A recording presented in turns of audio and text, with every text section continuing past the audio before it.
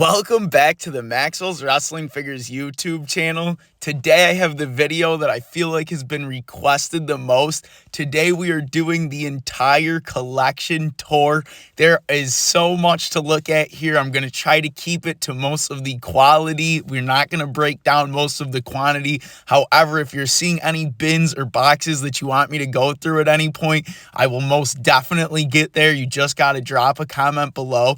So as you're seeing, we have a ton of the store displays filled with our Elite Legends figures, tons of classic superstars, elites, older boxes, newer stuff. I'm just into whatever catches my eye. Anything that I like, I feel like it's worth adding it to the collection. But we definitely have filled out this room with tons of figs. Here's my favorite part in this room. Here's all of our unreleased and very rare prototypes and other type figures that are absolute bangers. But this room is filled, and this is not the only room. This isn't a collection room tour. I mean, this whole entire house is filled with figs. We have thousands of figures between multiple different rooms.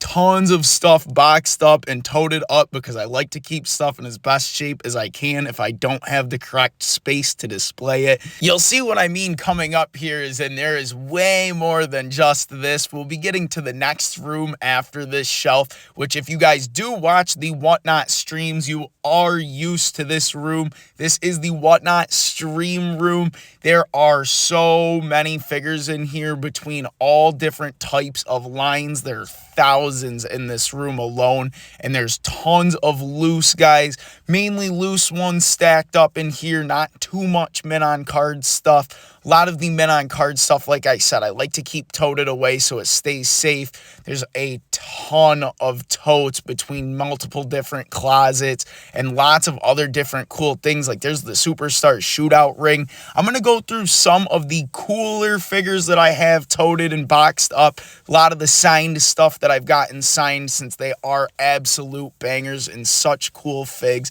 But there's a lot to look at here. And after we go through some of these guys and you guys get a good look at some of these figs, we'll do a little bit of the rest of the house and give you guys a little bit of a tour. We do collect stuff other than wrestling too, so there's a little bit at the end that's not going to be wrestling related. However, here's a bunch of signed Jack stuff. These are a ton of classic superstars that have all been signed. A lot of these happen to be quality control samples too that I've picked up over the last few years, so I've been super excited to keep adding these into the collection. I love the classic superstars. I grew up playing with them and the Ruthless Aggressions, so they just absolutely hit home for me. They always will. Probably my favorite line ever. But the Mattel figures are getting there now. I'm really starting to like collecting the Mattel guys. Another question I get asked a ton is how long I've been collecting, and that answer is about 3 years. I graduated the year of 2020 during the pandemic. It was a year that you really got back into doing what you loved when you were a kid. There wasn't much to do, and nostalgia was really hitting. For me, I grew up on wrestling figures, Pokemon, and video games, and that was it. So they're really my true main loves for collecting, and that's all that I ever really get down on for collecting. I have other weird items that I add in time to time, but I try to stick to just my WWE, Pokemon, or video games. That seems to keep me busy enough. So yeah, there's more classic superstars, tons of them signed. We pick up some duplicates on some of the guys that we like a lot, or if we went to get them signed before, we bring extras that we have to get them signed. It's always a blast to get to meet these guys. They're absolute legends. Speaking of, today is the day of the Kevin Nash signing locally, so you know I had to get out the OG Elites and get them signed by the absolute legend himself. Yeah, here's a better look of this room, absolutely packed up now with all those totes of men on card figs. There's literally no room to even walk in there at this point. So let's get down to a different room now. This is my second probably favorite part. These are our prototype test shots and our Hasbros. We have a full Hasbro set between men on card and loose ones, a bunch of the fun schools and all that good stuff. Growing up in the 2000s as a Jax kid, I wasn't too fond of these older figures like the LJNs and the Hasbros, but now that I'm a bit older, I've definitely came to really love them, and they are so nostalgic and awesome.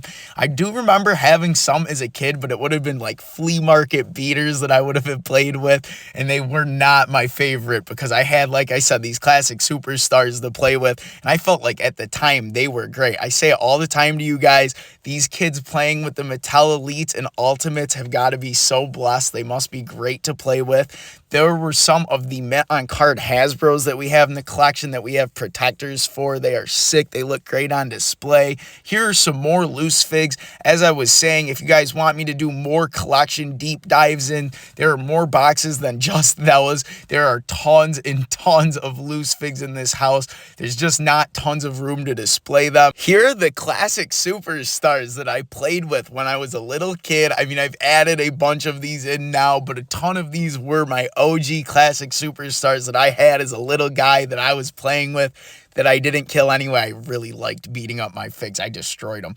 But anyway, here's some really nice loose mint classics. A ton of the line. I'm getting pretty close to having a complete Jax Classic Superstar line, which was always a dream of mine as a kid growing up. So I'm super happy to be getting close to there. And I hope you guys are enjoying the video. Make sure to leave a comment down below if you want a better look at any of these figures in the collection. Along with the classics, you know, we had to have some Ruthless Aggressions and some deluxe classics.